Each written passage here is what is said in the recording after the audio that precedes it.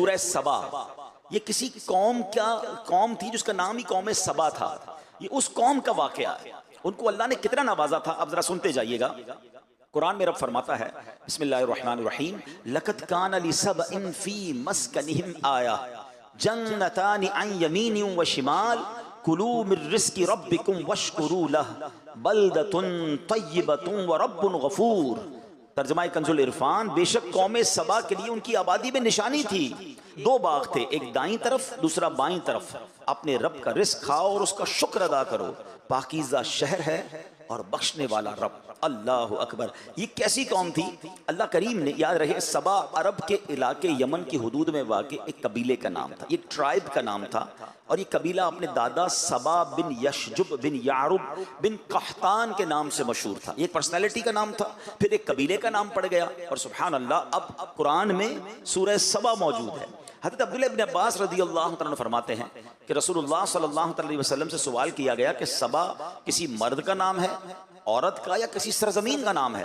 سرکار دو عالم صلی اللہ علیہ وسلم نے فرمایا کہ سبا ایک مرد تھا، اس کے 10 بیٹے تھے، ان میں سے 6 یمن میں آباد ہو گئے، 4 شام میں سیریا میں چلے گئے.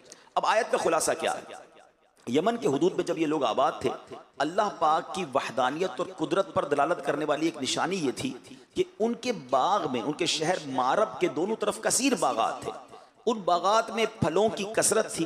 ان لوگوں تک انبیاء کرام کے ذریعے یہ کہا گیا اپنے رب کا رزق کھاؤ، انجوائے کرو اپنی لائف کو، مگر اللہ کی عبادت کرو، اللہ کا شکر بجا لاؤ.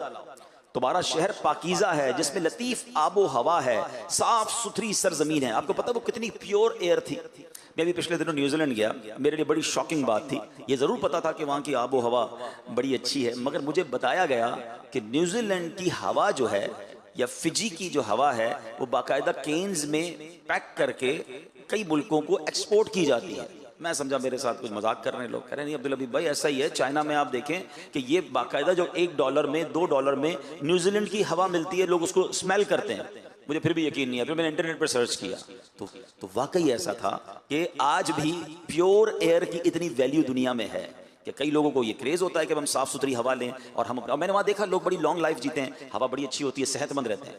مگر قرآن کہتا ہے سبا کے لوگوں کے پاس جو شہر تھا نا، اس شہر کی ہوا ایسی تھی جس میں کوئی مچھر ہی نہیں تھا، کوئی مکھی نہیں تھی، کوئی کھٹمل نہیں تھا، سانپ بچھو کوئی نہیں تھا. بلکہ پاکیزگی کا عالم یہ ہوتا کہ کوئی دوسرے شہر کا آدمی اس شہر سے صرف گو تھرو کر لیتا، گزر جاتا، تو اگر اس کے جسم پر کوئی جوئیں یا کیڑے ہوتے وہ بھی مر جاتے تھے. اتنی پیور ایئر اللہ نے دی. اللہ اکبر. فرمایا اب اس نعمت پر اللہ نے ایسی آب و ہوا